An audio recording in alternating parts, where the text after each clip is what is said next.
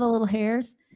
I'm like, oh, I see now. Like you have a I'm little like, static going yeah, on, because like I a got little bit of static. See all like the it's like static? there's a fan in your room or There something. is a fan. There's a Oh, fan. that's Can you see why. Ronald Reagan's face? There's a fan in Ronald Reagan's face, Yeah, everybody. your hair is It's reaching drawn to the towards fan. him. It's what my hair wants to go towards Or maybe Ronald it's Reagan. Cash petting you. Like Cash is like Oh, pulling your hair he and is. petting He's in you. heaven, and he's like, "Mama, mama, I'm here." See, now you should be like super happy about your hair standing up. Either both. There's Cash, and then there's Ronald Reagan. Mhm. You guys, And the everybody. fan, you have like a ceiling fan going, right? Oh yeah, it's like because it's Yeah. hotter than balls in Texas right now, you guys. It's so hot. Everybody else is like, "Oh, it's fall. Let's have pumpkin spice," and Texas is like, "Nope, No. no, not I yet." could go for a Okay, pumpkin spice. I know I could too, but I just totally yeah. could. I'm in a sweatshirt, like it's You know what you it's really, fall. you know what you really should have is a hot market.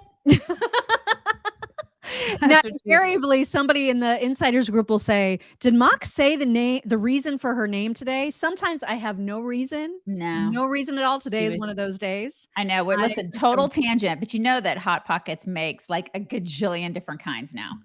They Really? have they have pizza ones now. I thought that was what they were originally, is the No, they pizza ones. were they originally That's how I pizza? always thought of them, Okay, so are they like the pizza okay, ones. then maybe I'm wrong, but they have like turkey and cheese. They have like everything. I mean, I have a teenager, so I know they have all different kinds. You need to check that out. Just as a side note. Anyways, you guys, if you haven't, go to our website, chicksontheright.com. Scroll down, you see our heads go like this. And there's a newsletter. It says subscribe. You should subscribe to our newsletter. And then you can get chickification every single day. Yeah, in your mailbox. The kind that doesn't have my hair sticking out the wee hours in the morning. Yeah. Hey, let's get to a few little tidbitty things before we get into the meat of today's show. Interestingly, because we talked about Bob Menendez yesterday and all the indictments against him and all of his shady corruption, etc. He has hired. Oh, you got your tissue? Yeah, because I have snotty this morning. Thank God I have tissue from my friend out there. Thank you. Anyways, go ahead. He has hired Hunter Biden's lawyer.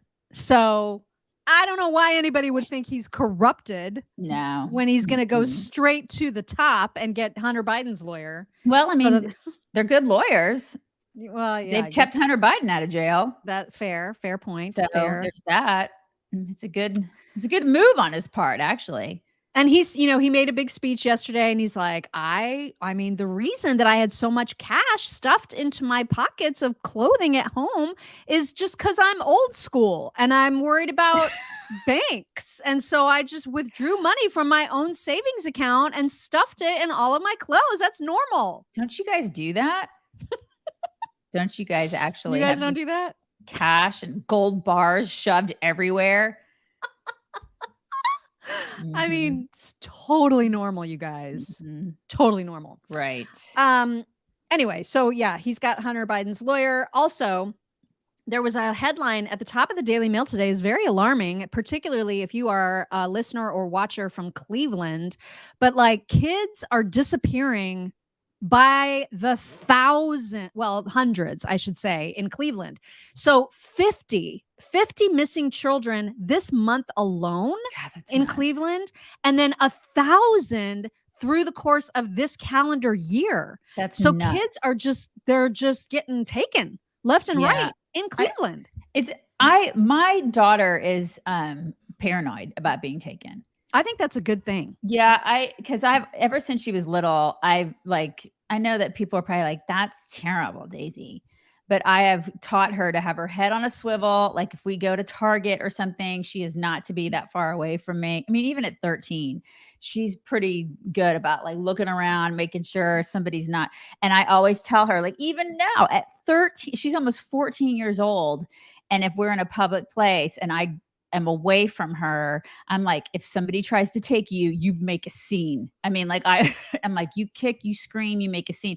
I am constantly on her about that because, she's a teenage girl. And and if she goes into a public restroom, I try to make sure that nobody's in that public restroom. Or if she walks in there, I'm like, if somebody's in, like, you kick, you scream. She's pretty strong, but she's little, you know? But I mean, this is the thing. The world is a scary place. Yeah.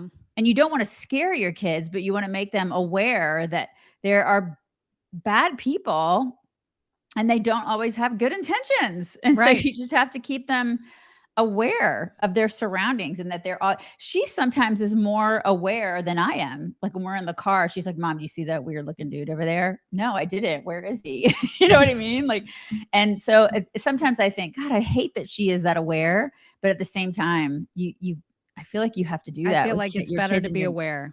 You got to do that with your kids and grandkids, you guys. Yeah, I mean, that's head on a swivel. It sucks that that's how it has to be, but that's how it has to be. And you know why?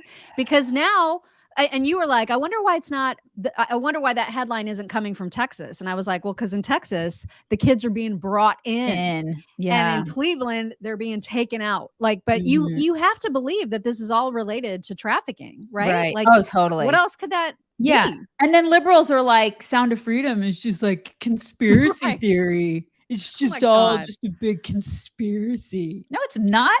Oh my God. I mean, it's just, and what did they say that the United States is one of the biggest consumers of trafficking? Right. Because we're gross. I know. Like there's a lot of grossness here, which I hate that, but it's a fact, you know? Yep. Anyway, so if you're in Cleveland, hide your kids, you know? Hide your kids. And then anywhere, because it could happen anywhere. It happen in small towns. So just make sure that you're aware of your surroundings. Yeah, for real. It's so important. It's also important to get the right amount of fruits and veggies in your diet every day. Really important, and also really, really hard to do. Did you know that the Mayo Clinic says that your ticket to preventing heart disease is to keep your blood pressure low, to keep your cholesterol low, and to make sure you're getting 5 servings of fruits and veggies every day. Now, if that's hard, because it's hard for me, it's hard for most people to get that much. Here's your answer. You just take Field of Greens. This has all the fruits and veggies that you need. And in fact, unlike other competitors to Field of Greens, they choose each fruit and each vegetable. They're medically selected by doctors to support your vital organs like your heart, your lungs, your kidneys, your immune system. You know, flu season is upon us, and perhaps COVID if that seems to be going around. So you want to boost your immunity in every possible way. Here's a great way to do it. Field of Greens, so easy. You just take a scoop, you put it in some water, you mix it up, and you've got yourself a delicious fruit drink. What could be easier than that? I ask you. Here's how you get it. You just go to FOG Chicks. That's FOGchicks.com. You use code Chicks. You're going to get 15% off of your first order. And then if you decide you're going to subscribe, because you should continue to take it every single day, it's 10% off additionally when you subscribe. Again, that's FOG, FOGchicks.com. Use code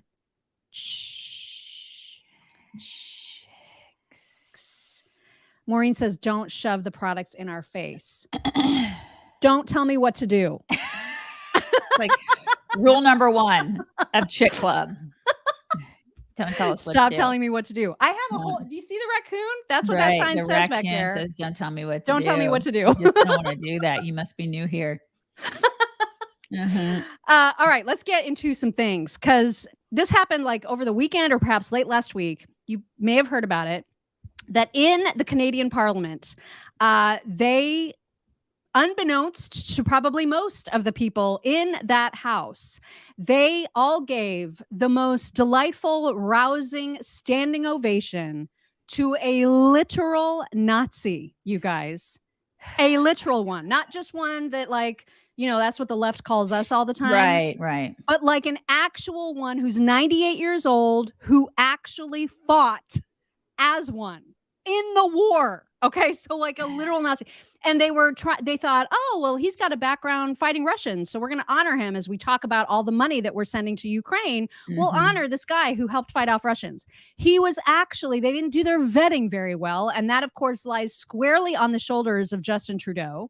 And so they all gave this standing ovation to a guy. You hate Russia? A literal Nazi. Yeah, you hate Russia? Okay, let's give you a standing ovation. Right, exactly. So I'm going to show you that moment.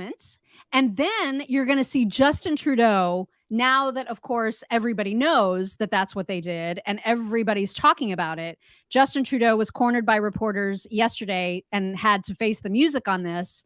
And you guys are going to love what he says. But here's the moment as it happened. We have here in the chamber today Ukrainian Canadian world veteran from the Second World War who fought the Ukrainian independence against the Russians and continues to support the troops today, even at his age of 98. You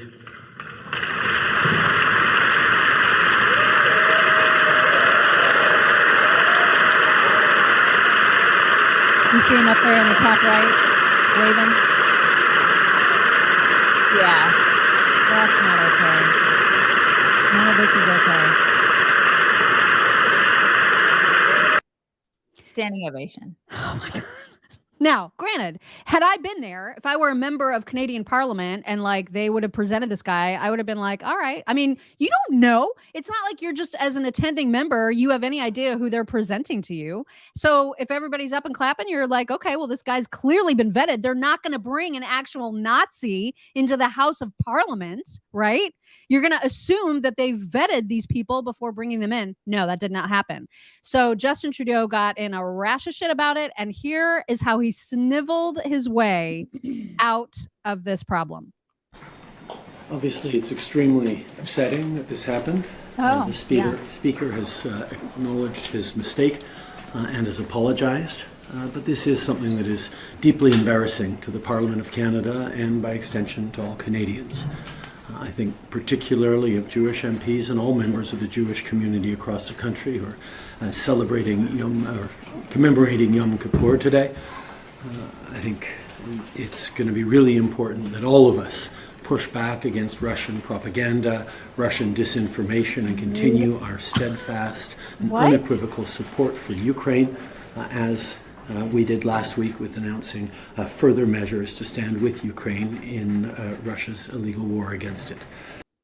What is it? Oh my God, it had nothing to do with that. It had nothing to do with Russian disinformation. He didn't vet. He took zero responsibility for that. Right. Because he's a manlet. Well, and he's like, well, the speaker apologized. Guess who he reports to? You. Guess who the whole government reports to right now? You a-hole. This is your problem to take ownership of. And he scapegoated everybody. He was blaming it on everybody but the person he should be blaming it on, himself. Yeah. God, what a complete manlet. He is just such a beta, that guy. I mean, it's just amazing, right? Like this actually happened. And meanwhile, we've got like leftists and like Antifa out there going, the GOP is fascist and Nazis, whatever. Yeah, they're Nazis. Yeah. And there's an actual Nazi getting a standing ovation in the Canadian Parliament. Okay. That actually happened. All right, moving on. We too, in addition to Canada, are of course sending lots and lots of taxpayer dollars to Ukraine for lots of reasons, to fight the Russians, but also to protect their border. Don't you wish that would be something we would do right here at home? Protect the border. It's not. Now, Vivek, he was on with Larry Kudlow, has some ideas about the border. We've got a couple of items to get to related to the border. First, here is Vivek. And then I'm going to pick up the phone and I'm going to have a phone call with Claudia Sheinbaum or whoever it is that wins the next Mexican presidential election.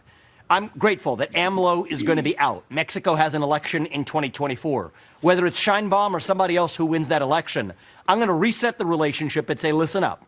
For a tiny fraction, and it will be a tiny fraction, of what we have already spent in Ukraine, we can help you, Mexico, regain your sovereignty from the Mexican drug cartels who are spilling over into our own homeland here.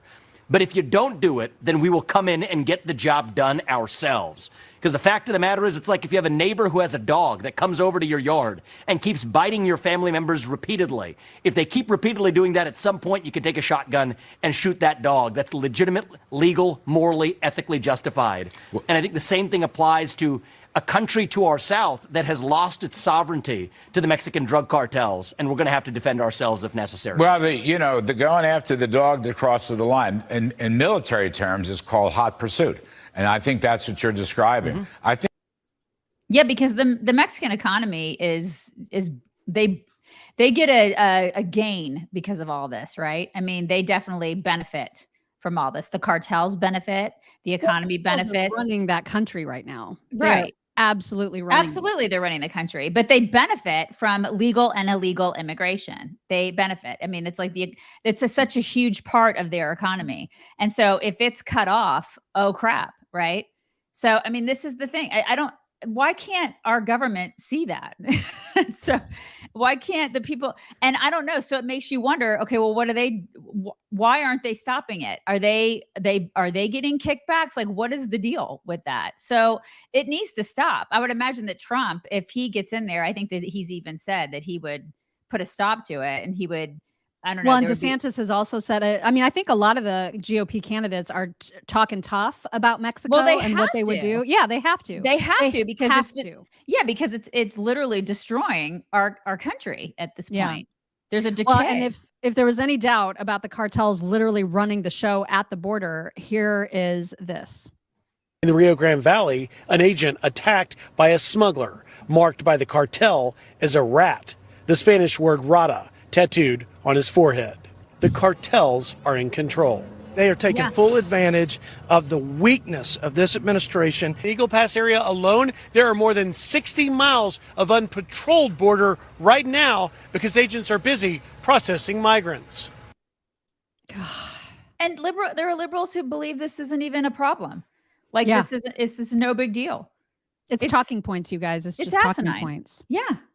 And if you don't believe that, allow me to reintroduce you to Jim Acosta, who unfortunately continues to exist as a human being. I totally forgot about him. And he continues to exist as a quote unquote journalist. Here he is saying exactly that this whole border, I mean, it's not anything to worry about. It's just talking points. Here he is. It just sounds like you're throwing rhetoric around with no basis in fact. No, you can. Have you been to the border? Of course I have. Have you seen what's going on? The rapes, it's open. I mean, nobody can deny that. The border is, and they've got it's a crisis. Where? I'll ask the question, sir. And the border is not open. That is something that is peddled as a talking point, but it's not true. There are fences, there are walls, there are border patrol agents who work on the border. The 5+ million that have gotten into this country illegally is not a figment of our imagination. Ask the border patrol agents. Ask anybody down there. They're frustrated. But I guess I haven't. You have not been able to answer my question as to how you effectively do border enforcement if you're shutting down the government. I guess. Oh my God, what a piece of crap this guy is! Right.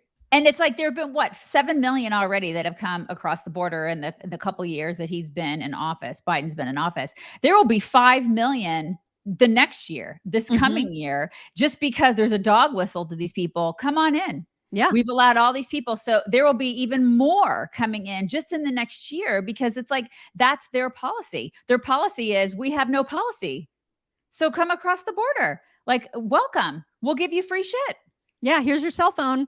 We're going to track you down in like 10 years, maybe. Hopefully you'll just show up to court on your court date 10 years from now. Right. The ignorance of this, like this is not reporting. This is propaganda. This is ignorance. Like, do you think he truly believes this, or do you think that I don't he's know, lying? man. Because I don't. It's incredible. If he believes this, then I am like, wow. And what's interesting too is when he was asked by Norman, "Have you been to the border?" He said, "Of course," as if that's a given when our own president hasn't been to the border. Right. So why that was like, well, of course I have. Why is that? Of course. You couldn't get Kamala within, I don't even remember how close she ended up getting. It wasn't actually to the border. She like visited some people down there, but like didn't actually see what was going on. President Biden can't be bothered. So for Jim Acosta to be like, of course I've been there. And Acosta may have been there 15 years ago. Exactly. We don't know when he went. He has given us no details as to when that was or what the visit, we don't know the details surrounding that visit, if there was a visit at all. So wow, the smugness of that guy. Guy. So arrogant. It's astounding. My God. Yeah. So arrogant. Reminder, you guys, I'm going to share my screen really quick. This is what you can get for 70% off the regular price. If you've never tried Genucel before and you think maybe now is the time, this is the handful of goodies that you can get at 70% off. So look, all of the things that it includes, we're talking about 2 different treatments for your eyes, one for puffiness and bags, one for wrinkles, the immediate effects, amazing. The XV cream. That's my favorite. The XV cream is my absolute favorite. I use it every single day. I use it at night all over. And then in the morning, I use it on my neck. You guys know what I'm talking about, ladies. I don't know about men, but ladies, you know what I'm talking about with that.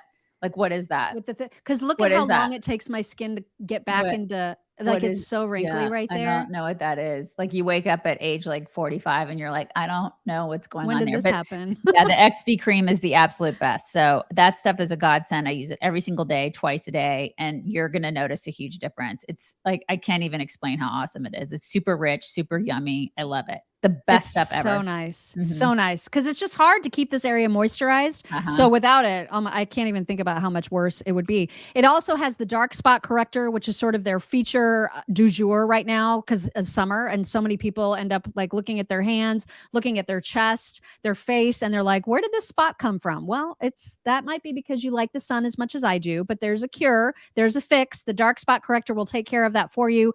The crystals, the microdermabrasion, which you use weekly for an exfoliator, phenomenal stuff. All of that is included. So go to genucel.com/chicks. You could start looking years younger, maybe decades younger. You're going to get compliments. And if you don't, they actually have a money back, no compliment guarantee. So if you don't hear that people are noticing a difference, you can get your money back. That's how much they believe in the products. That's how much we believe in the products. So again, say goodbye to all the spots. You don't need the spots. You've got dark spot corrector. Genucel.com/chicks, GENUCEL.com/chicks, and then use code CHICKS. You're going to love it, you guys. You're going to love it. All right. Oh, thank you to Paula. Paula says, the few times we shut down government, our country ran better. Yeah, I've stopped caring about whether the government shuts down. I don't either. I don't care at all. Is that bad? No, I feel like it's not bad. I don't care. Yeah. I don't. The only thing I care about is the fact that they still get paid. Right. So that irritates me a little bit. I don't like that at all. Like, if we could shut it down and just not pay these people, that would be fantastic, because I think that would make everything run better. If we actually kept that money, that would be fantastic. Yeah. Exactly. Cassidy Hutchinson, we've talked about her quite a bit. We talked about her, I think, last week when her book first came out and the excerpts started flying, and then rumors abounded about what was in the book. And one of the things that she talked about in her book was that she was groped by Rudy Giuliani. We then played for you late last week a clip of Rudy Giuliani responding to that claim, saying it was completely crazy. He was surrounded by his team that entire day. This was, of course, on January 6th. And like, they were constantly around people. There was no way that he could grope her. There's no way he would grope her. So he pushed back on that. She decided to go on the Rachel Maddow show, because why not? Right? Mm-hmm. Why would she? Of course she would choose the Rachel Maddow show. And so we've got a clip to share about her response to Rudy's response, and then a couple other clips as well. Here is the Rudy part. Passing legislation. Mr. Giuliani's remark in response to your allegation about him, which was graphic and gross, was that this was a disgusting lie against him. Do you stand by that statement despite his pushback? I stand by my statement and what I described in the book, and I agree that it was gross. Cassidy Hutchinson, you have been through a lot, particularly as a very young woman who had to do a lot of this on her own. The record that you've given us is much, much, much more complete than anybody else could have given us, and it took a lot of bravery to get there. This has been a hard time in your life, but you've done a service to your country, and I hope that good things happen for you. Thank you, Rachel. Thank you. Congratulations. Thank you. All right. Former White House aide Cassidy Hutchinson has a new book. It is called... Of course she has a new book. So what service did she do to her country? What service? What was the service? She said things that have been categorically denied by a lot of people in the know about the events that took place on January 6th. I guess that's the service that Democrats appreciate. Is that the service? And then she's writing a book. So she's going to make some bank off of a book now. That's her service to her country. Okay. I mean, that's what people, that's how people serve their country now. That's how people do it. Yeah. Remember? Yeah. People used to go into combat and stuff. Now people go out and they write books. That's service to their country. Okay. That's very brave.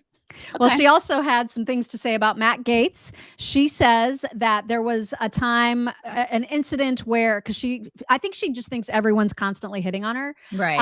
And so she said that there was a time where she was in like a room, and then like a whole bunch of staffers were staying in this one complex, and Matt Gaetz came to her room and was saying that he was confused about where his room was, and could she possibly accompany him back to his room and help him find it. So there's like this whole thing that she wrote about Matt Gaetz. And so Rachel asked her about that as well. Rachel, in fact, or somebody went to Matt Gaetz and said, hey, Cassidy's making these claims about you. What is your response? So you'll hear his response first, and then Cassidy talking further. Mr. Gaetz, we asked him for comment on these allegations tonight. He told us, I don't remember either of these events.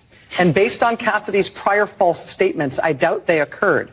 I did date Cassidy for a few weeks when we were both single years ago. We parted amicably and remained friends thereafter, even during President Trump's post-presidency. And then he goes on to make other unrelated claims. I'm sorry to ask you if you want to respond to that, but I'm going to ask you if you want to respond. I would love to respond to that, Rachel, Okay. so thank you for giving me the option. Yeah. I will give Matt credit in his part of his statement that we did have an amicable working relationship, and we were good friends at points. Matt Gaetz, in my opinion, is somebody that I personally do not hold in high regards in terms of trust, and I do not think that Matt Gaetz has the best track record for relationships and condoning his relationships how he thinks that they might be defined. I will say on behalf of myself, I never dated Matt Gaetz. I have much higher standards in men, and Matt, frankly, is a very unserious politician. We see that today with the ruckus that he is causing on Capitol Hill with the spending negotiations. And I don't really have much else to say to somebody that is more concerned about a soundbite than actually passing legislation. Mr. Giuliani's remark in response. Oh my God. She's going to talk about trust of other people. Look at look at all of this. She is going against people that she sought help from, that she worked with directly. And now she's like literally just going off on all of them. And writing a book. And she's going to say that they didn't date. What is that? How do two people disagree about whether or not they dated? But it's interesting how she's like, we were amicable. Like we actually got along, and now I hate him. Right. What is that? Like, who does that? I don't understand how that even works. And now I'm writing a book, and I'm putting a bunch of crap about how much I hate him in a book, and I'm going to make a bunch of money on it. But we were amicable once, but I'm the better person. How are you the better person? I don't get that. If you were amicable once, and now you're writing a bunch of shit about him in a book, that makes him look like he's a terrible person, and you are trying to come off as the better person. How does that make you the better person? I don't get that. Yeah. It's a great question. Yeah. Well, and she's now, and you saw in Matt's statement that even after Trump's presidency, she asked Matt for help. Hey, find me a place in South Florida. I really want to continue working for this president, even after the presidency. Okay. So keep that in mind when you listen to her now go on and on about how she doesn't understand anybody that could vote for Trump. All of the things that you described from having seen him up close are public record now. Right. None of these things are secrets. Why do you think your fellow Republicans want him more than they want anybody else as their next candidate for the White House? I can't speak to the psyche of I won't say my fellow Republicans, because I do not think that we are a part of the same Republican Party. I still consider myself a Republican. Really? I consider myself a Republican in the sense of Senator Mitt Romney and the Reagan Republican Party. Oh, really? I believe that the Republican Party needs a strong conservative party. I do not believe that Mr. Trump is a strong Republican. But in this next election cycle, in my opinion, it's the make or break moment for the Republican Party. Now is the time. If these politicians, these men and some women that are currently in Congress want to make the break and want to take the stand, they have to do it now. We can't wait any longer for them to do it. I don't know why they're so willing to support him. I think it's extremely disappointing, and it is not a hard issue to take. We're talking about a man who, at the very essence of his being, almost destroyed democracy in one day, and he wants to do it again. He wants to run for president to do it again. Oh my God. He's been indicted 4 times since January 6th. I would not have a clear conscience and be able to sleep at night if I were a Republican in Congress that supported Donald Trump. And I think that if they're not willing to split with that, then we're in serious danger for the party. Yeah, with all due respect, Cassidy, she doesn't get to talk to me about being a Reagan conservative. She was born in 1996. She is 27 years old. Take all the seats. God, you don't get to, seriously, you don't get to bring up Reagan's name. You don't know what it was like to be, you're not a Reagan conservative. You're not a Reagan Republican. You're a Mitt Romney Republican. A Mitt Romney Republican is not a Reagan Republican. Right. Take all the seats. Like, that is not the same. Those two things are, when she says those two things are the same, you've lost me. She's lost me. Well, and all of this, her insistent that she's on some sort of moral high ground now. If you did feel this way about Trump, there was no reason for you to try to move to Florida, continue to work for him after all of this happened. Mm-hmm. So she's got a serious credibility problem, obviously. Totally. And she looks like the evil sister in Dirty Dancing. And so I just, oh my God, she does. Yeah, I don't like her at all. I feel pretty. Should I sing I Feel Pretty? Or should I sing I Feel Pretty? Song? What was that song that she sang? Remember? Oh my God, I don't. And she was trying to do the Hawaiian. Yeah, she's. Oh my God, she totally does look like her. Anyway, you're just jealous because Daddy likes me better. Okay. Yeah, okay. She is that girl. Yeah, she's awful. Awful. Mm-hmm. Trump had himself a very, very well-attended rally yesterday, but there was a moment that did not go well for him. He didn't read the room when it came to Lindsey Graham because he was in South Carolina. And so lots and lots of people super excited to see him. And maybe, I guess Lindsey was there, and that's why he was calling attention to him or recognizing him in some way. The crowd, not a fan of Lindsey. And here's what happened. The man who's always there. He's always, I'll tell you what, when I need help on the left, he's great. He's great. And he's my friend too. Lindsey Graham, wherever you are. Lindsey, thank you. Oh, no. He helps me on the left. No. We need help sometimes. No. Republicans shouldn't need help on the left, but he helps me. Sorry, guys. Oh, my God. Not like that. Cannot read the room on that one. Yeah, Lindsey Graham. Lindsey Graham. I think Lindsey is in love with Trump. I think that's probably right. I think there's a little bit of a man crush there, Yeah, I think that's probably right. I can say that out loud, can't I? I mean, you just did. Yeah, I did. I did just say it out loud. And he just has a bit of a man crush. And that's okay. It's all right, but I think that sometimes Trump needs to maybe just go, hey, it's nice to see him. Thanks for introducing me. And then just move on with the speech and maybe read the room a little better on that one because people stop giving money to Ukraine. Okay. Yeah. Thank you so much, Donja McCormick. Thank you. Donja says, my husband is military, but works as a federal employee, and he has to work in order to get his pay back if we go on a government shutdown. Understood. And yeah, I mean, like if there was a way to shut down without stopping the pay of good people, and granted, they get it all back. It's not like they lose pay, but they don't have pay when they need it. So it's a huge problem for as long as they're shut down. They do get it back. That's fine. Can we just not pay like congressmen and senators? Exactly. I just want to not pay Congress. Right. Yeah. We can just not pay them. Robin says, I was boned yesterday. I used code Chicks and ordered my sampler from Bone Frog Coffee. Cannot wait. Oh, girl, you're probably going to love them all. And then you're going to want them all. And I'm sorry.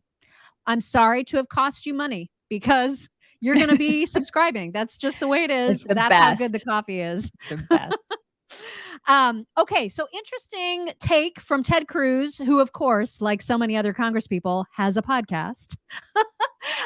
So he is plugging his podcast in this particular clip. He has a very specific idea about what he thinks is going to happen with the 2024 election on the Democrat side.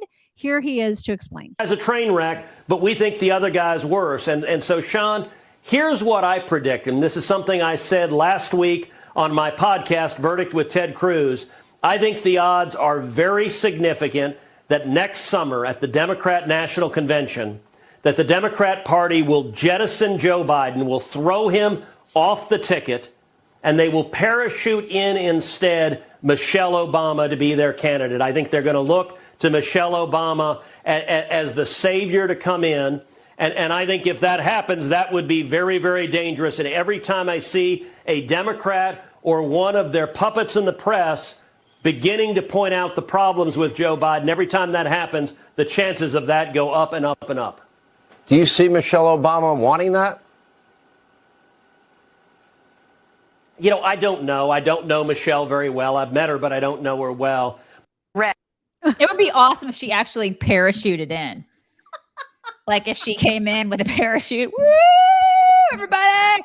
And then with Hillary her would be down below going, oh. Yeah, Hillary looking up like the balloons. Yeah.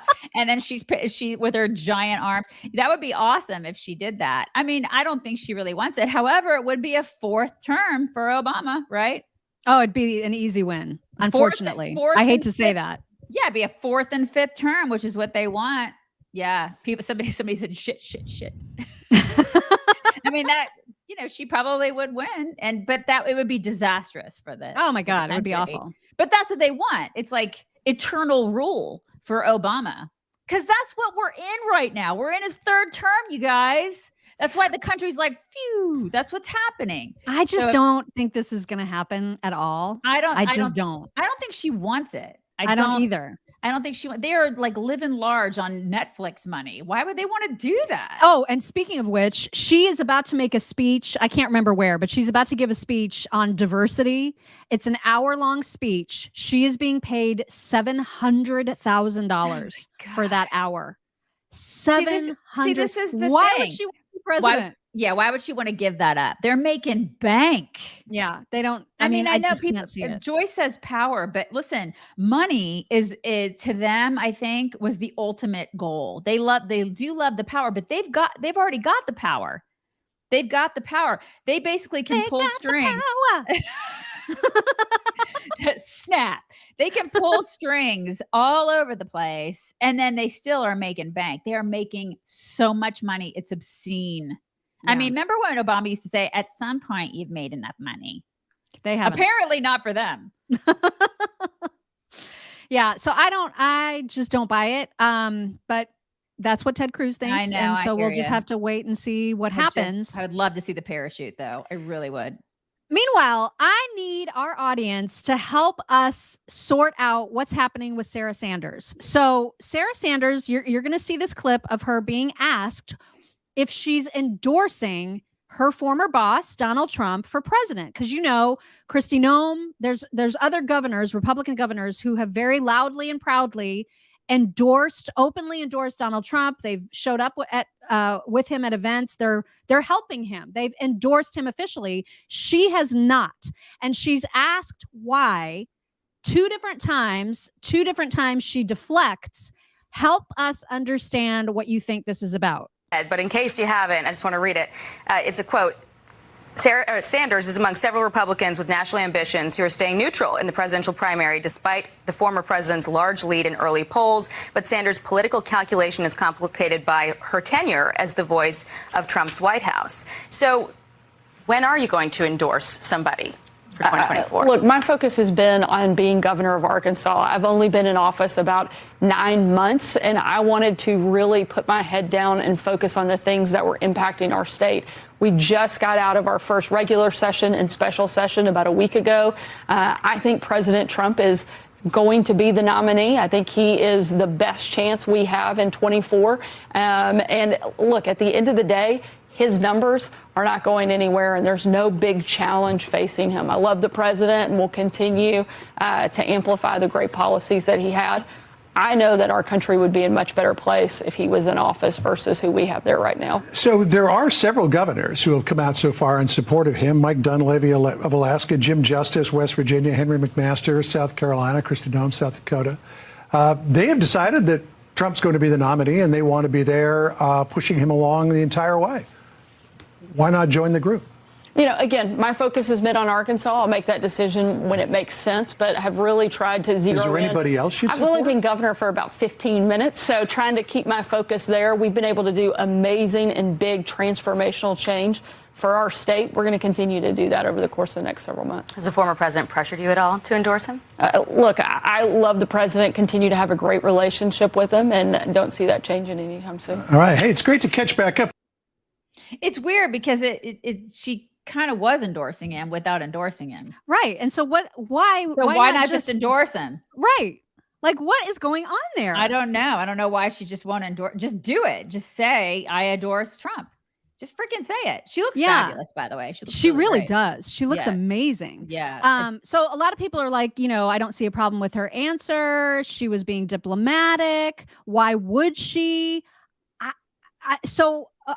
I don't even understand those answers. Like the question is, why wouldn't she? So if there are other if there are other GOP governors who are openly endorsing and taking a stand in this primary, she was the mouthpiece for all of his policies. Mm-hmm. Why in the world would she not? And that's what I'm trying to figure out. Like, what would be the reason to not?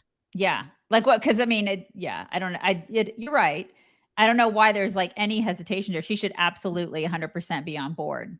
And the whole like, I've only been governor for 9 months is such a cop out. I mean, it literally takes you 2 minutes to be like, I wholeheartedly endorse him. He's my guy. Absolutely. Yeah, he's the best. That Like, did not take me anytime at all. I know. I don't understand it either. Like, there's a little hesitation there, and I don't understand that. Like, I don't know why. Like, somebody said she's being diplomatic, but why would she be diplomatic? But why? Just say what is the point? What is there to be diplomatic about? Is she worried about hurting the other candidates in the race? And if so, like, why? Why? I just don't get it. I don't get it. Now, on the flip side of that, Joe Rogan, who is not a conservative, he's not a Republican by any stretch of the imagination. He is very openly saying exactly who he'll vote for if it is a Trump and Biden matchup. With you, beat that guy. Would he get your vote? He'd get my vote before. Excuse me. He'd get my vote before Biden. I said that before. I don't think that. I never thought that Biden was going to make it. I never thought that he was going to be functional. Like regardless of what kind of power the president actually has. And it appears under Trump, the president has a lot more power than we think they do. But under Biden, like he's handled. Like he's just out there talking and saying, the real problem is Donald Trump. Donald Trump, what he's done is terrible. What he did in the office. It's all nonsense. It's like everyone's treating him with kid gloves because they don't want to prop up Trump. They don't want to go after him because it'll weaken the Democratic Party. And I think he just does it. He says it, right. And I think a lot of people, what you see is what you get with Trump. And we know what we're going to get. If he gets back in office, you know how he's going to govern. You know how he's going to lead. You know what he's going to do. We've been there before. And so we know what the country is, for the most part, going to look like. It would look so much better. Oh my God. Right. And so we know it's not going to look like the Shitsville that it looks like now.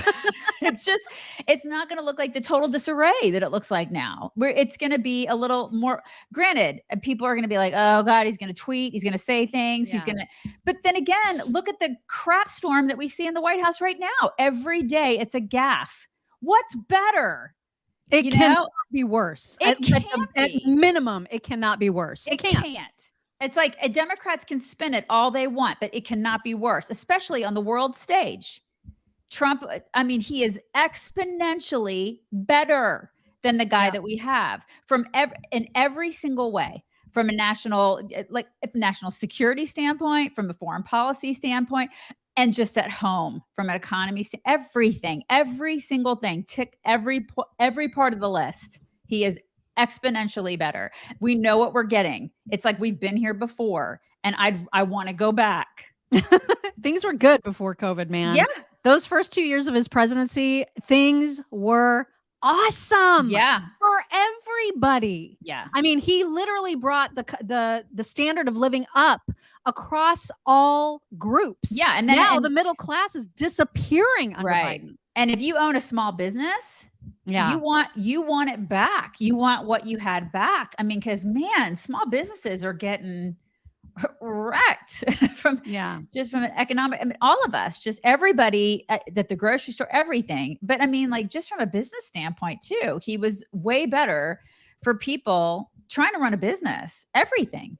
So yeah, we know what we're getting with him. Yes. KJP, though, her job is to defend this ridiculous president at all costs, despite the fact that every poll, almost without question, without exception, is showing that his numbers are tanking. Biden sucks. Everybody hates him. This is a given. And the reporters are starting to get pretty pushy about making her respond to that. Here is an example. Polling 37% of registered voters, just 37% approve of the president's handling of the economy.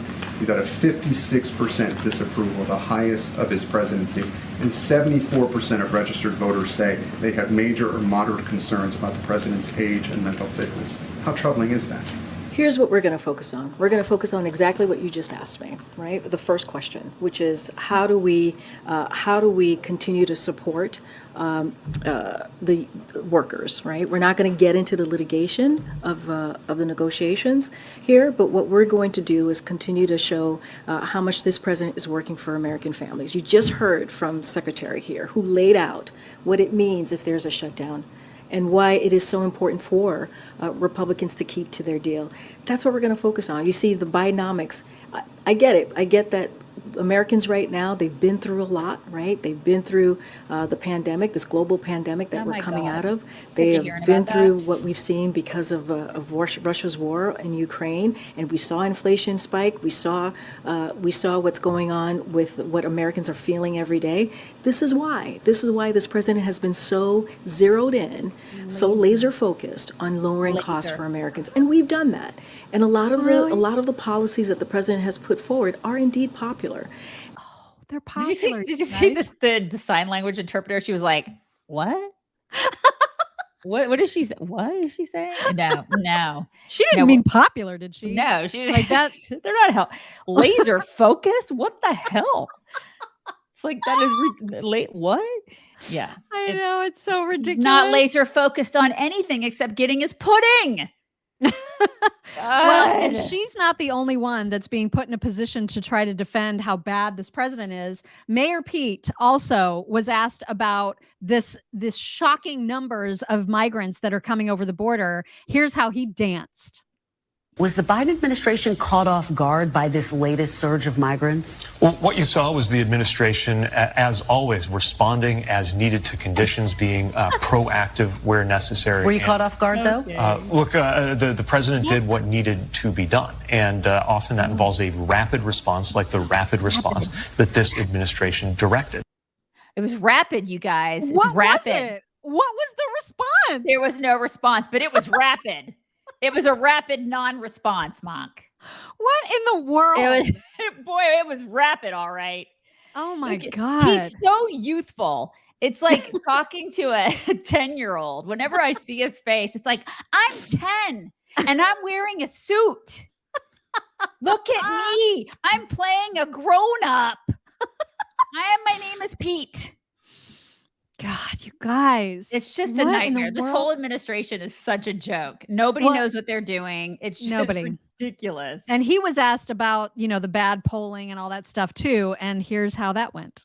What do you say to the 44% of Americans who say they are worse off now than they were before Biden took office? Well, look, we all know the economic pressure that Americans have felt when the president took office. The economy was flat on its back. But we're also getting extraordinary results. More than 13 million jobs created. That's more than any presidential term in American history. And yes, it takes a while for people to feel the full benefits of those results, just like it's going to take a while to build all of the infrastructure that we're now underway on with the president's generational infrastructure infrastructure bill, but he got the bill done after president after president, Congress after Congress couldn't make it happen. He did. We're getting the results on the economy. You guys just don't feel it yet. It just takes time to feel it. You just have to, come on. Feel it. It just takes time, you guys. It just takes time. Full of crap, this guy. Patience, grasshoppers. He's the transportation guy. He has no idea what he's doing. No idea.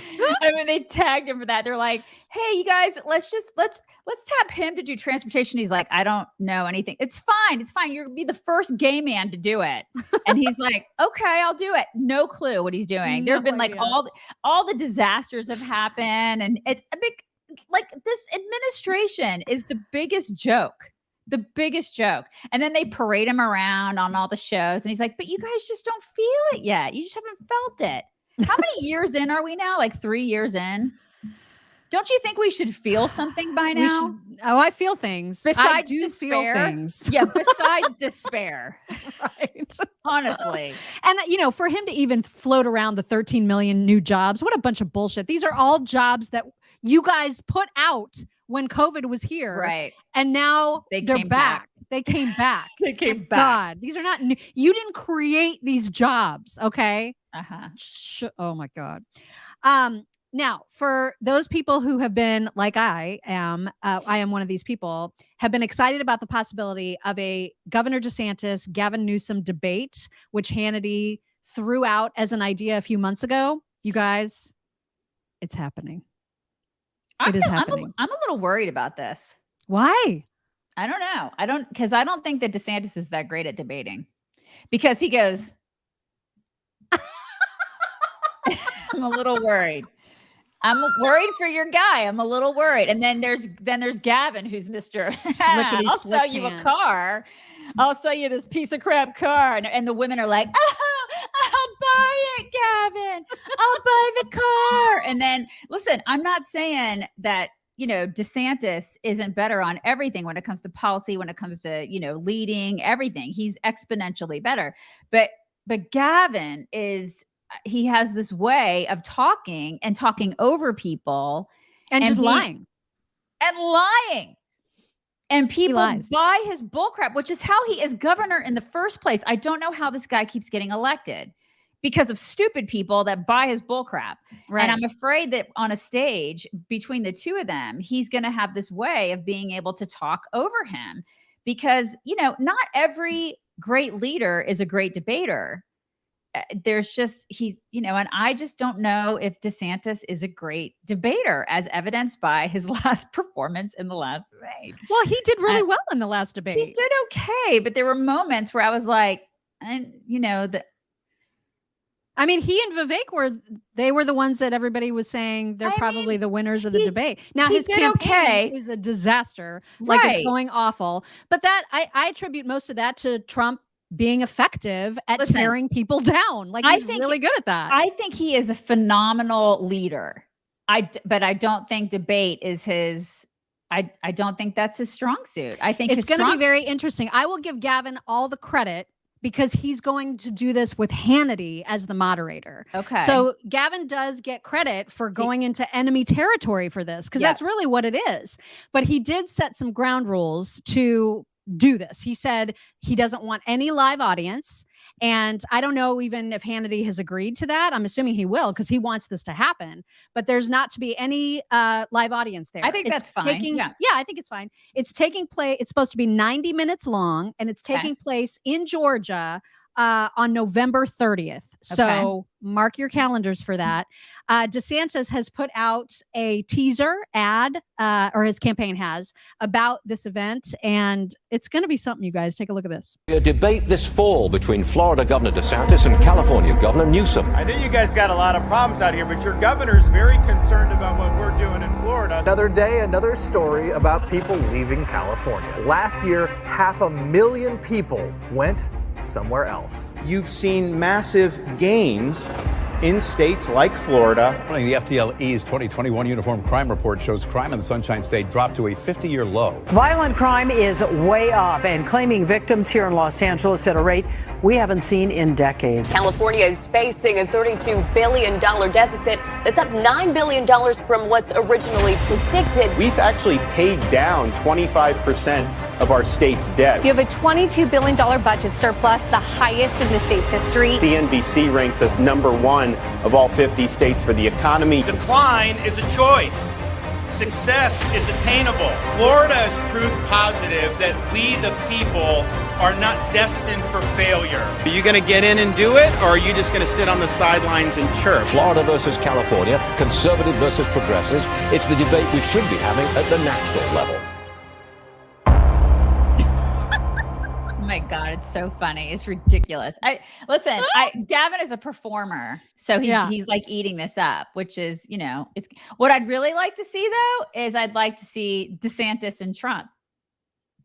I'd like to see DeSantis and Trump debate. That's what I really wanted to see, but apparently they don't want to do that for the American people. Well, DeSantis does. Yeah, Trump doesn't want to do that. So, thanks.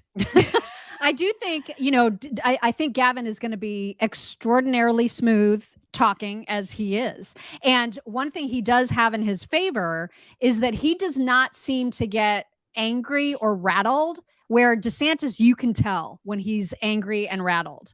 He wears it all over his face. You know what I mean? And Gavin is like a freaking robot. And so he just nothing. He's like unflappable. And that could be the end of the debate right there. If Gavin is able to like keep calm and look like he's just totally in control, and DeSantis is losing his mind because Gavin is doing nothing but lying. You know what I mean? DeSantis just needs to focus on data. If he focuses on data and stats and his record, he will annihilate him, because Gavin is a loser when it comes to that stuff. But Gavin just goes out there and says these stats that are just utterly untrue in the moment. Yeah. And so but that's what I'm saying, is that DeSantis needs to call him on that. If he goes out there and he calls him on all of his bull crap and sticks to the facts and is like, you're a liar, you're a loser, you have not done this, you haven't performed, there is a mass exodus from your state, and this is why, because you have sucked on all of these things and I have not. I'm a winner, you're a loser, this is why. And if he sticks to that, I think he'll win. But again, I don't know why this is even happening, because I don't. What's the point? Like, this is, this is not what I want to see. And I don't know if I'm the only one, but I feel like what I want to see is another debate. Yeah, and I'm never going to totally see stoked for it. I don't know why it's happening, but I'm totally going to watch it. I know. I mean, I'll watch it. I'll watch it, and I think a lot of other people will watch it. But it's just so weird because Gavin's not running for president. I know. Well, we hope, right? Like, I guess. My God, knock all the wood. We talked about Menendez yesterday. I did not realize that Anna Navarro of The View is super tight with Bob Menendez. And she is very, very, very upset, you guys. She's very upset. And so I like it when she's upset. And that's why we included this clip. Check it out. Or anything like that. So I'm having a very hard time reconciling the evidence I saw shown on TV with the Bob Menendez I have known for almost 30 years. This is personally hard for me. But when I saw all the evidence, I'm shaken. I'm hoping against hope that there is some sort of logical explanation. But I also know Bob Menendez. I know Bob Menendez is not going to resign.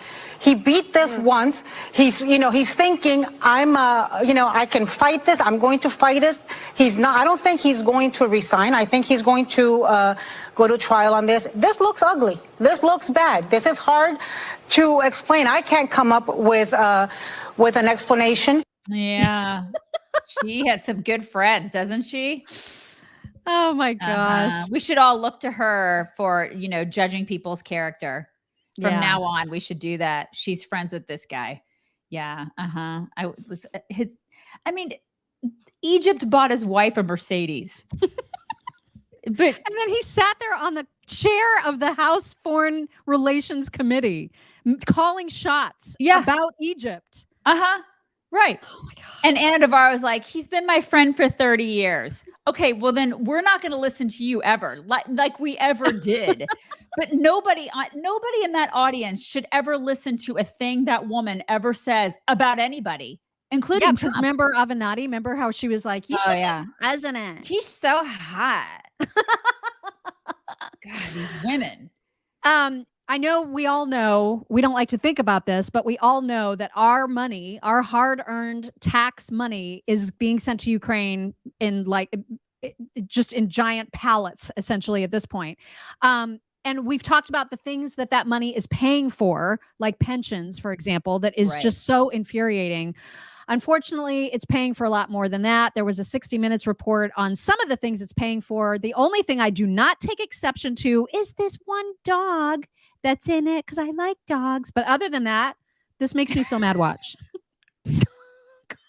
Of course we are. 57,000, is that what they said? 57,000? Yeah. Yeah. Okay, so we're paying for all those. You guys realize we have 21,000 Border Patrol agents. That seems fine. It does it. It seems fine. So we're paying for 57,000 of their people, and we only have 21,000 Border Patrol agents. Seems like it makes total sense. Yeah. Anybody pissed off like me? Because I'm pissed off about that. We could actually be paying for Border Patrol agents, more Border Patrol agents, to secure our border. Well, we've got their border to deal with. Oh, that's right. Selfish. And their pensions. What are you doing? And to pay for their pensions. That's what we're doing. And their small businesses. We got to keep their small businesses afloat. That's right. We got to pay for their small businesses. And then Zelensky has the audacity to yell at us about how we're not dealing with climate change well enough. Yeah. You know, screw that guy. Oh, I'm sorry. I'm probably on a kill list now. Please don't get us added to the kill list. We're totally on a kill list. Oh my God. This is absolutely apropos of nothing, but I just wanted to remind people that AI is a terrifying thing, and what it can do is terrifying. And somebody put together, this is amazing. So this is Fetterman's words and Fetterman's body, but Biden's voice and Biden's face. And it looks so real, you guys. It's crazy. It's crazy. Look at this. And guess what? Then that bridge was rebuilt less than a year, well in front of time. And now I'm standing next to the president again, next to a collapsed bridge here. And he is here to commit to work with the governor and the delegation to make sure that we get this fixed quick, fast as well too. This is a president that is committed to infrastructure. Yeah, and then on top of that, the Joel, law of the infrastructure. You guys, that's terrifying. It is pretty terrifying. Holy cow. So bad. And then I love how somebody's like, that doesn't look real. Okay. I mean, we all know it's not real. And it's because we know it that you can like really zone in on whether there's something that doesn't look real about it. But if you just show this to somebody who has no idea who either of these people are, they are going to think that is the face and the voice and the body of one person. Yeah, it's pretty crazy. Just terrifying. Can somebody please ask Fetterman to stop wearing Carhartt crap? Can Carhartt just ask him to stop wearing Carhartt crap?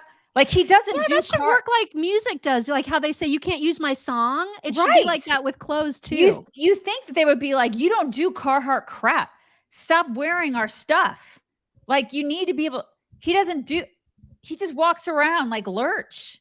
Yeah. You got to do some Carhartt crap to wear Carhartt stuff. Stop it. And it's every day, you guys. Every day he has Carhartt sweatshirts on. Every day. I notice that. Am I the only person that notices that? I did not notice that at all. You're going to recognize a Carhartt symbol if it. You're going to start noticing it now. Every single day, it's on his sleeve. Every day. What is it? Just a logo or it says Carhartt on his? Oh, sleeve. It does. Okay. Yes. Okay. Every day, you're going to start noticing it. You're welcome. Oh my God. Okay, so I don't know if you guys saw the title that I gave this video, you will notice that I did not actually use the word of the German World War II soldier because I'm like so paranoid about YouTube giving us a strike for that. So I just said, Canada gave a standing ovation to an actual rhymes with Yahtzee. It's Yahtzee. Right. And so Daisy and I like really hemmed and hawed about whether or not we were feeling okay about showing her whack today. Yep. Because it's so racist. It's so racist. It's completely God. racist. It is. It's the worst. And so we were like, should we do this? And I guess we're going to do it. We're going to show you something. It's a commercial from Thailand. And you know, it's psycho. It's completely psycho and completely racist. And I don't understand how they can get away with this. Like, I don't understand it. And so people will be like, America is racist. It's a racist country, but it's not. Thailand is racist. Yeah, what's up, Thailand? Like, what are you doing? Thailand is a racist. This is racist. This is super racist. And you're not going to even understand until the very end what it's even a commercial for. No. Which that makes it even worse somehow. So we're going to show it and hope we don't get kicked off the platform. But right, I know I'm a little to say it's terrible. It's horrible. Terrible. It's the worst thing ever. Yeah, it's whack. All right, brace yourselves. Here we go. Most annoying sound ever.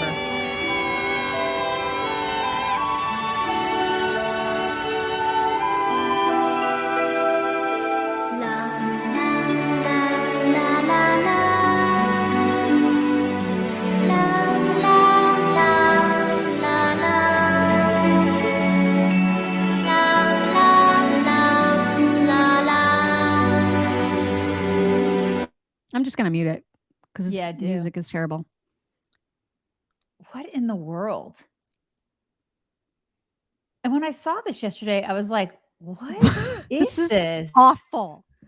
And look at the lab did you see the lab painting on the wall? I didn't see the There's lab a painting. lab. And all the balloons. And he's like kind of sad. I'm just going to lay down here. I'm going to lay down on this giant toothbrush. And now I'm toothpaste. It's a toothpaste commercial. And it says appearances can be deceiving. You guys. What in the hell? What in the hell was that? That's a toothpaste commercial in Thailand. Yeah, I know. That's what yesterday we were like, what the hell? What the hell is right? I don't understand. So that's Thailand. That's Thailand. Mm-hmm. But we're racist all up in here. But Americans are racist. Right. Uh-huh. Well, I mean, listen, you can always move to Thailand. Right. What in the world? This is the thing. Freaking crazy. It's unbelievable. So that was whack. I'll tell you what else is whack though, and that is we just saw this morning that Mike Lindell and the company MyPillow, American Express has cut his credit line by 90%. I don't know why. That seems really unreasonable, and it just seems like one more hit against Mike Lindell and against MyPillow. So wait, who cut his credit American line? Express. American Express. Okay. Yeah. And so why, I don't know, but he's been on some talk shows talking about this and asking people for support. It's like really a good China, time. man. That is communist China right there. Yeah. It's a great time to support mypillow.com/chicks. You can get 50% off their towels right now. You can get 90% off of some of their products. You can see all the discounts at mypillow.com/chicks. Use code chicks in their little, promo code area, and you'll get even deeper discounts on any items that you might need from mypillow.com/chicks. It's time for some MyPillow talks. Thank goodness. I think I've shown this before, but it came up in my feed again, and it just made me laugh so hard that I have to show it again. Oh, wow. And go. Oh, is that a mockingbird? Is that a mockingbird? Is that a mockingbird? Oh my god. Oh, what? It's really great. It's a good one. I don't know why. It's worth watching again. It's worth it. It just kills me every sad. time. Mean bird. Curio23, thank you. He says black toothpaste to make your yellow teeth white. Okay. It's like it's charcoal paste. I guess. Okay. All right. You guys, I know how much you guys know how much that I would like to pet bears. I probably wouldn't if I were actually confronted with a bear, unless it was a baby. If it was a baby and it was like in a controlled environment, I would pet it. Nearby. Just don't pet the wild animals, Mom. I'm not going to pet it in the wild. But look, you guys, this happened to a family that was staying in a Gatlinburg, Tennessee Airbnb. I love Gatlinburg. Who doesn't love Gatlinburg? I know. I ask you. They have lots of bears. A lot of bears. Out loud. Oh my God. And so, they felt like, oh, this is so cute. There's like this family of bears, a mama and her babies. They're super interested in our Airbnb. We're going to look at them because we're locked in by this gate, right? You guys. Oh my God. Hi, cutie. Hi, cutie. You jump, I'm jumping. When I move, you move. Oh, shit. Go move. Do not pet the bears. Just look at them from afar. Just don't. Yeah, watch out that gate. Don't walk. Don't. Oh my God. What's up, man? Oh, what's up, bear? He's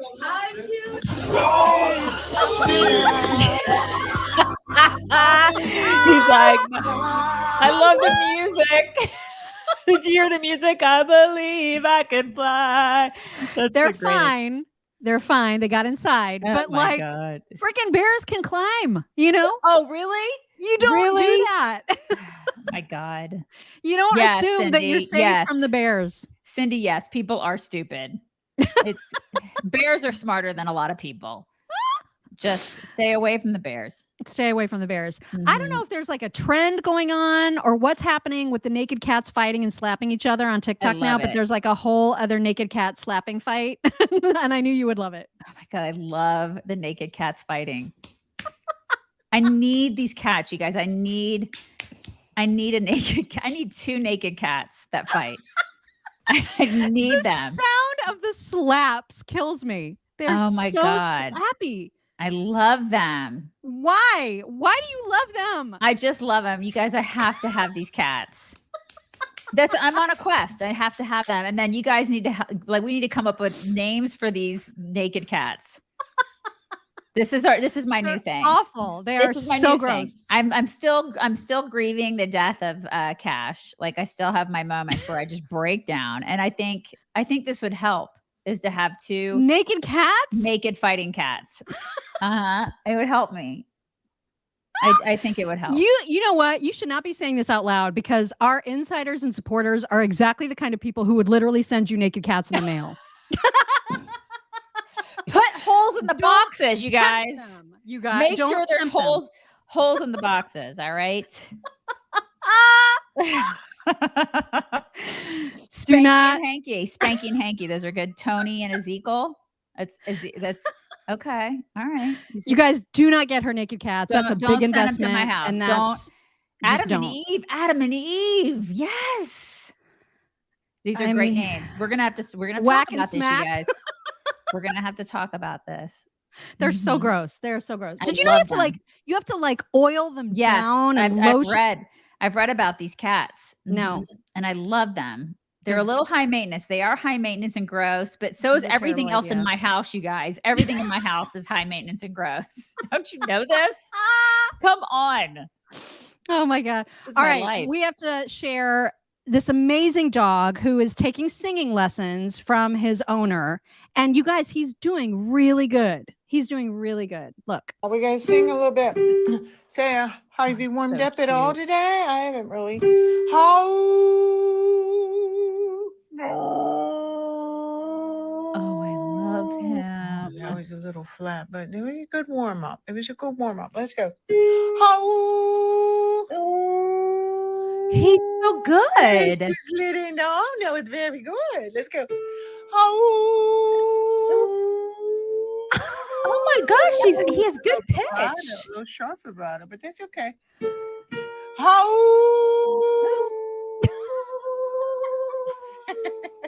I love him. I know. Oh, it's so pretty. The vibrato is beautiful, honey. Oh my goodness. That was beautiful and in tune. We love that part. I love that dog that is so just much. Fantastic. I know, Absolutely fantastic. So great. This woman has a very, very, very legitimate question, and I think everybody needs to hear it and think about it the next time they go to the grocery store. Okay. So let me get this straight.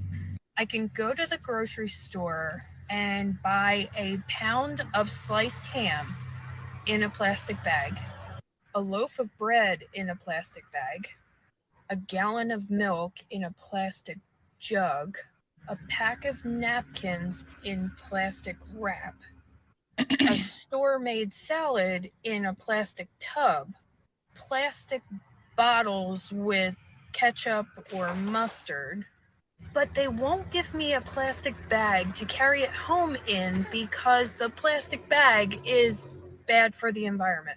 It's so true. Oh my God. Doesn't that make sense? It makes all the sense. Makes right? perfect sense to me. You're being environmentally friendly. Right. Thanks, California. Yeah. Well done. Well done, you guys. You know how much I love the scare pranks.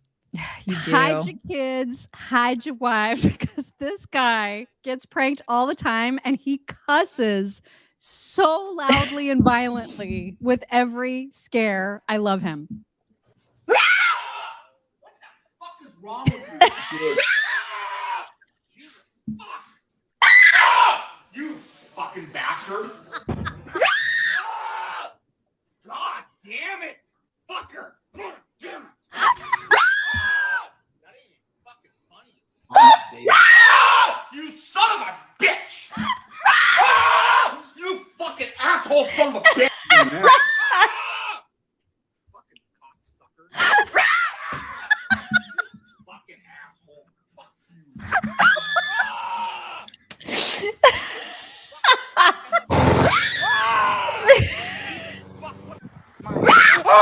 Jesus Christ, Carrie Ann. God damn it.